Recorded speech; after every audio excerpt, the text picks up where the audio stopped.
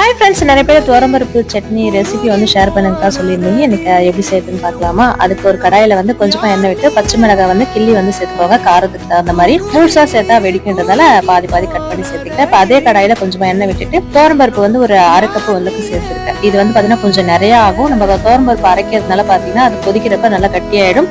அதனால கொஞ்சம் சேர்த்தாலே போதும். நான் இன்னைக்கு ஆளுங்களுக்கு எல்லாம் செய்யறதுனால கொஞ்சம் அதிகமாவே சேர்த்திருக்கேன். அது ஆறதுக்குள்ள ஒரு 3 வெங்காயம் 3 தக்காளி பழம் நல்லா பொடியை வந்து கட் பண்ணிக்கலாம். இப்ப நல்லா ஆறிடுச்சு. நல்லா எந்த அளவுக்கு உங்களுக்கு மைய அரைக்க முடியுமோ அந்த அளவுக்கு உப்பு சேர்த்து நல்லா அரைச்சு எடுத்துக்கலாம். நல்லா இந்த அளவுக்கு இருக்கட்டும். கொரகொரப்பா இருந்தா சட்னி வந்து கொஞ்சம் தனியா தெரியற மாதிரி இருக்கும். அதனால நைஸா அரைச்சு எடுத்துக்கோங்க. இப்ப அதே கடாயில கொஞ்சமா எண்ணெய் விட்டுட்டு கடுகு சேர்த்து இப்ப நம்ம கட் பண்ணி வச்சிருக்க வெங்காயம் தக்காளி கருவேப்பிலை எல்லாம் சேர்த்து ஓரளவுக்கு வதங்கின பிறகு அரைச்சு வச்சிருக்க துவரம்பருப்பு சட்னியை வந்து நல்லா தண்ணி விட்டு நல்லா கலந்து எடுத்துக்கலாம். இது வந்து பாத்தீங்கன்னா கொதிக்கிறப்ப நல்லா வந்து அடி பிடிக்கிற மாதிரி இருக்கும். ஓரளவுக்கு வந்து கலந்து விட்டுக்கோங்க. அதுக்கப்புறம் நல்லா பொங்கி வர மாதிரி இருக்கு இல்லையா, கொதிக்க கூடாது. பொங்கி வர ஸ்டேஜ்ல இறக்கிக்கோங்க. அவ்வளவுதான், சூப்பரான துவரம்பருப்பு சட்னி ரெடி. இட்லியோட தொட்டு சாப்பிடுறது ரொம்ப சூப்பரா இருக்கும். கண்டிப்பா ட்ரை பண்ணி பாருங்க.